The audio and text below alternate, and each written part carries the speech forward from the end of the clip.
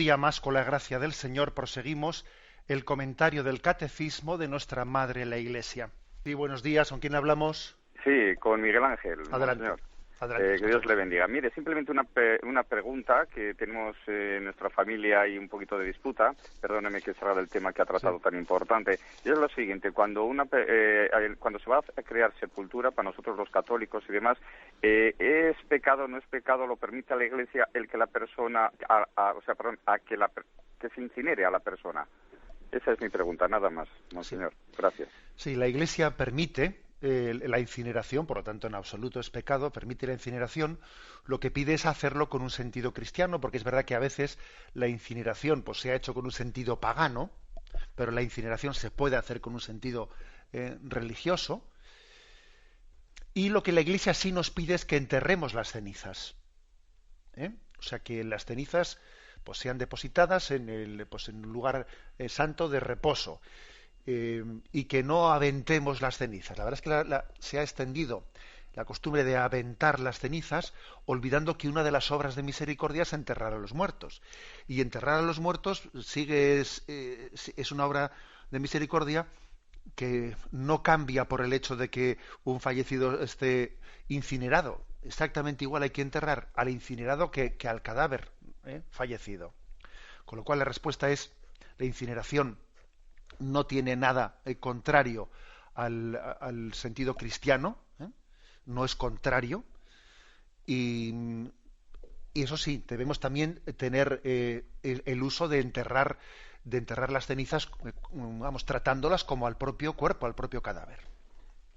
Damos paso al siguiente oyente. Buenos días. Hola, buenos días, monseñor. Adelante. Una gran alegría oírle estos días hablar de la Virgen. O sea, ha sido para mí un gozo tremendo. Le explico rápidamente. Hace un montón de años, aquí en la parroquia se trajeron a un señor para que nos explicara teología. Y todo muy bien, pero cuando llegó el momento de la Virgen, pues bueno, se decantó clarísimamente que la Virgen, pues que el parto de la Virgen había sido un parto normal, como el de cualquier mujer. Por tanto, eso de virginidad física al menos que nada. Y cuál no sería mi sorpresa que además de eso me enteré que a muchas religiosas y a muchos sacerdotes se les estaba dando esas nociones. Y a mí me dijeron así como mucho secreto, pero tú no lo sabías. Entonces, claro, yo me quedé de verdad destrozada. O sea, no es que por eso mi amor grandísimo a la Virgen y mi fe en que efectivamente su virginidad estaba por encima de todo, dijera lo que dijera, quien lo dijera, pero supongo que a sus oídos y a los oídos de toda los sacerdotes llegaron esas noticias de que se estaba difundiendo de que la Virgen pues no era tal, o sea, no era tal, al menos físicamente. Escucho su respuesta. Muchísimas gracias. Pues sí, tenemos que decir que desgraciadamente ese momento histórico lo hemos vivido. Que fruto, ¿no?, pues de ese momento, digamos, de desconcierto que se produjo allá por los años 80, 70, 80, 90, fueron unos años en los que el momento del posconcilio, vivido con poco equilibrio, alguno interpretando como si el concilio hubiese hecho una especie de reinterpretación del dogma, ¿no?, vaciándolo de contenido, unido a lo que suponía en la sociedad esa especie de revolución sexual, etcétera, conllevó que incluso en muchas facultades de teología, se enseñase, que eso tenemos que entonar un mea culpa muy grande, que en nuestras facultades de teología se haya enseñado, por parte, claro, no oficialmente de la Iglesia, pero por parte de teólogos a los que les hemos permitido la enseñanza. Se enseñase que la virginidad no hay que entenderla en el sentido físico, que es un sentido espiritual, pero que la Virgen María tendría relaciones sexuales como cualquiera. Desgraciadamente esos errores tan grandes los hemos cometido. Y los obispos pues también tenemos que entonar nuestro mea culpa, porque es un deber nuestro guardar íntegro el cometido. Os voy a decir, por ejemplo, que esta semana que hemos estado aquí explicando el tema de María, pues un servidor ha recibido unas cuantas cartas, no sé si 4 o 5 cartas, de algunas personas que escuchan el programa y les chirriaba que yo afirmase la virginidad de María y les parecía, pero señor obispo, pero ¿cómo puede usted decir eso en los tiempos en los que corren? Bueno, en primer lugar, muchas de esas cartas son, casi todas son anónimas y no puedo contestarles personalmente. Pero en primer lugar les doy las gracias porque escuchen Radio María, a pesar de que tengan esas dudas de fe. Aprovecho para contestarles y decirles, os doy las gracias porque teniendo esas dudas de fe escucháis Radio María y me parece que Dios os está llamando a algo, ¿no? Pero permitidme que os diga que yo no puedo decir otra cosa que la que he dicho porque entonces sería un hijo infiel de la Iglesia. Y la doctrina de Cristo no es mía, es su doctrina, que la Iglesia guarda virginalmente. Y la fe en la virginidad de María es una fe que ha confesado la Iglesia desde que nació y seguirá confesándola hasta el final de los tiempos. Y porque estemos ahora en este momento de relativismo cultural y de revolución sexual, no nos acomplejamos los católicos y mantenemos nuestra fe íntegra. Que ya pasará esta borrasca y vendrá otra.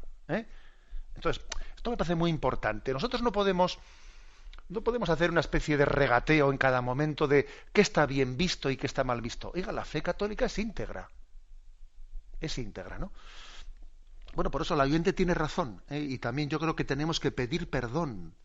Hoy en día se habla de pedir perdón por los pecados nuestros del pasado. Me parece que tenemos que pedir perdón por no haber guardado íntegra nuestra fe, muchas veces. Damos paso a un siguiente oyente. Buenos días. Sí, buenos días. Adelante, le escuchamos. Sí, monseñor, mire, mi llamada con usted es referente a la versión que se habló el lunes de San José.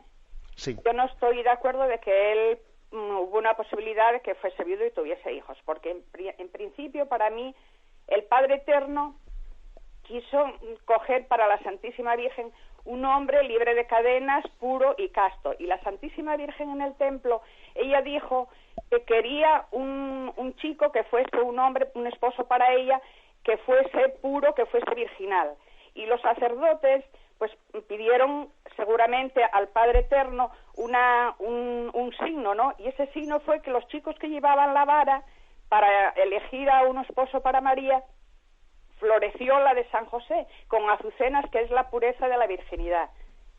Y yo lo considero así, o sea, que a mí no me cabe en la cabeza que que el Padre Eterno hubiese cogido para la Santísima Virgen un hombre que tuviera, además cuando huyó de Egipto, entonces, ¿qué es? Que marchó con el niño Jesús y dejó a los otros hijos si fuese que tuviese aquello.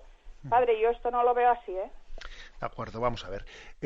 Bueno, yo la referencia que hice fue la siguiente, ¿no? Nosotros no nos consta en absoluto, no nos consta que San José haya tenido otro matrimonio anterior, no nos consta.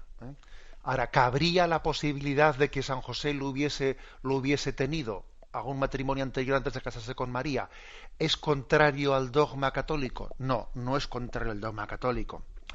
Porque ustedes, digamos, esos relatos que ha contado de San José, etcétera, siendo elegido la vara que le florece, etcétera, son relatos apócrifos, entiéndame usted, es decir, no son relatos que pertenecen a la Sagrada Escritura, son relatos apócrifos. Ahora bien, que yo estoy con usted, en el sentido de que yo estoy convencido, parto de la suposición de que San José, desde luego, no era viudo, no era viudo, sino que se casó con María. Pero, digamos, no hagamos decirle al dogma más de lo que dice, porque digamos que no sería incompatible con el dogma católico que alguien pudiese suponer que San José hubiese estado casado anteriormente. Dicho de otra manera, si alguien dijese que María no es virgen, ¿estaría cometiendo una herejía? Sí, estaría cometiendo una herejía, porque hay un dogma que es el de la virginidad perpetua de María. Y si alguien dijese que él piensa que San José pudo tener un matrimonio anterior, ¿estaría cometiendo una herejía? No, no estaría cometiendo una herejía porque eso no está definido dogmáticamente. Ahora bien, que yo estoy con usted en que no hay que pensar cosas raras, sino que parece que lo lógico es pensar pues que San José fuese soltero, ¿no? Y que por lo tanto la explicación de esos términos, de los pasajes del Evangelio en los que aparece el término de los hermanos de Jesús, la interpretación lógica que tiene, como aquí el catecismo explícitamente lo dice en el punto 500, que allí lo explica claramente, es que, bueno, pues como dijimos en el lenguaje semítico no se distingue, no hay término para distinguir primo, hermano, primo segundo. En el fondo, el concepto es, cuando se dice hermano, quiere decir pariente. O sea, que hay que entender que dice los hermanos de Jesús, bueno, pues sencillamente hay que decir los parientes de Jesús. Es la interpretación lógica que hay que darle a ese término, porque es que en el mundo semítico es así, no hay que darle más vueltas. Me despido con la bendición de Dios Todopoderoso, Padre, Hijo y Espíritu Santo. Alabado sea Jesucristo.